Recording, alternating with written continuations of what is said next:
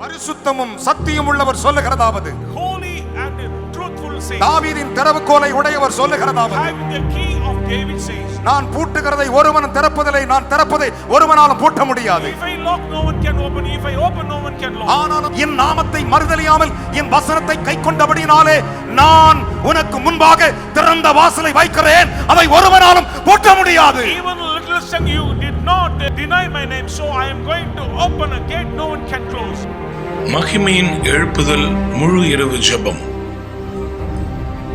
நாள் 31/5/2024, வெள்ளிக்கிழமை. நேரம் இரவு 9 மணி முதல்.